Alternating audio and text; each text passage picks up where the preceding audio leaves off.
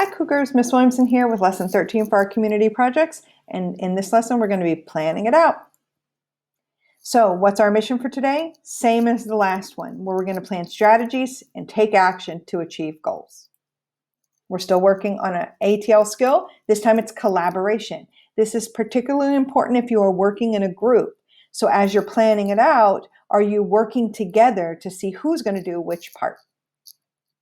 So you're going to make a to-do list that helps you keep track of what needs to be done.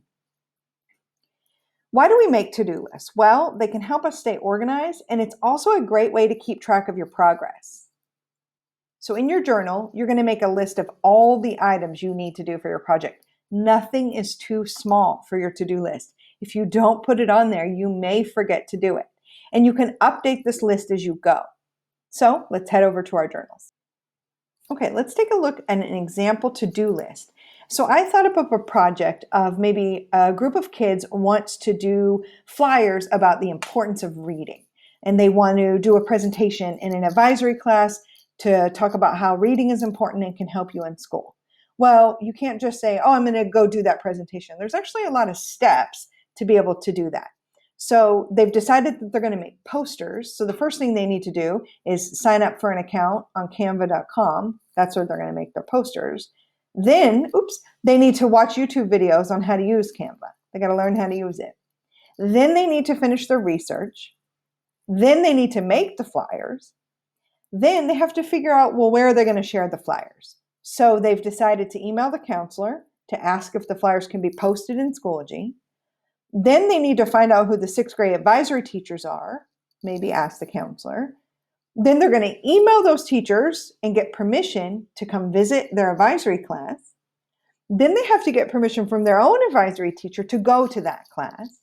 And then they're going to do the presentations and figure out some way to capture feedback from the advisory kids, like a Google form or like use the chat, what did you learn? They want to know if their presentation was good. So in their mind, they think, oh, I'm just going to make a flyer and go to an advisory. But they actually need to think about all the steps along the way, the things they need to do to actually get that done. So you've got a blank to-do list. If you need to make more than one copy of this slide, I taught you how to do that in the last lesson because your to-do list might actually be very long. So as you go through the to-do list, if you're working in a group, it could be my to-do list and then my partner's to-do list so that your lists are separate and you're not getting them confused. You can also put due dates on there if you feel like that will help you stay on track. Your project needs to be done by May 21st, and then we will use the last couple of weeks of school to do our reflection and presentation.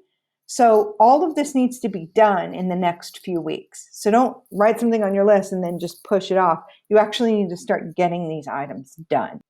All right, today's learner profile connection is communicator. Let's take a look at the definition.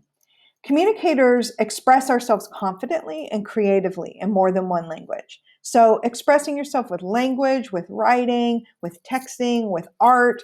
So finding a way to express yourself.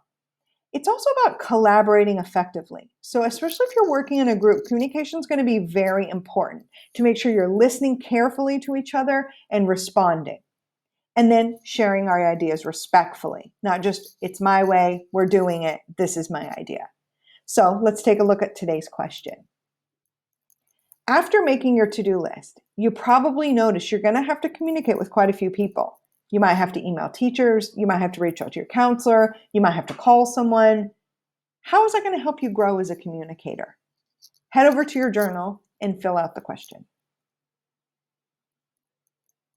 All right, today's one big thing. Spending time now making a good to-do list will help me stay organized and could help lessen my stress during this project.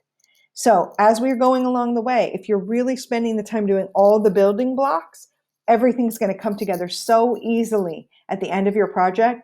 The last step is going to seem like the easiest part. So please take the time, make a good to-do list for your project. What questions do you have? Reach out to your advisory teacher or find me on Schoology. Thanks, guys. See you in the next lesson.